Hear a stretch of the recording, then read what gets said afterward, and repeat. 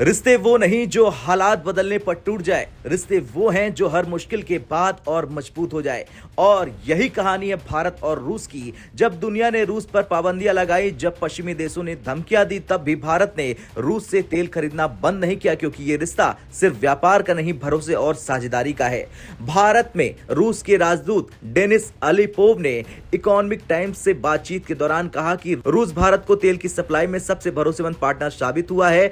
उन्होंने साफ शब्दों में कहा कि रूस भारत को सबसे बेहतर दामों और गुणवत्ता वाला कच्चा तेल दे रहा है। यह बयान ऐसे समय सामने आया है जब अमेरिका ने रूस की बड़ी ऊर्जा कंपनियों पर कड़े आर्थिक प्रतिबंध लगाए हैं। वॉशिंगटन का कहना है कि कंपनियां यूक्रेन युद्ध के लिए रूस को आर्थिक मदद दे रही हैं, लेकिन सवाल यह है कि अगर भारत लेता है तो भारत पर दबाव बनाया जाता है, लेकिन जब हंगरी लेता है रूसी तेल तो उस पर ट्रंप चुप क्यों रहते हैं।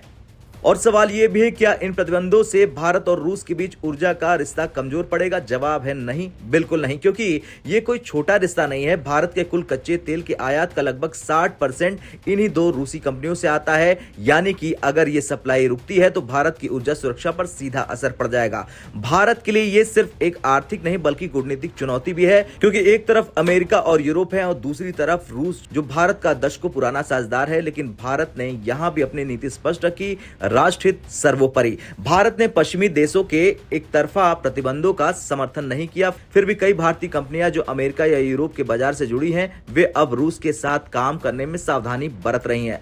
इसी वजह से राजदूत अलीपोव ने आगे कहा, हम भारत के साथ हर परिस्थिति में नया रास्ता खोज लेंगे, और हो भी यही रहा। दोनों देशों ने डॉलर की जगह वैकल्पिक मुद्राओं के व्यापार की शुरुआत कर दी और अब लगभग 90% से ज्यादा लेन देन राष्ट्रीय या वैकल्पिक मुद्राओं में हो रहा है, यानी डॉलर पर निर्भरता खत्म हो रही है। इससे न सिर्फ अमेरिकी प्रतिबंधों का असर कम हुआ, बल्कि भारत रूस के बीच व्यापार और भी स्वतंत्र और तेज हो गया है। 2022 के बाद से ही भारत ने रूस से तेल आयात को 6 गुना तक बढ़ा दिया।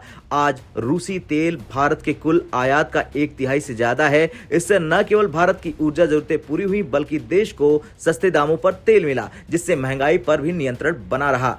और अब दोनों देशों का लक्ष्य है 2030 तक द्विपक्षीय व्यापार को $100 अरब तक पहुंचा दिया जाए।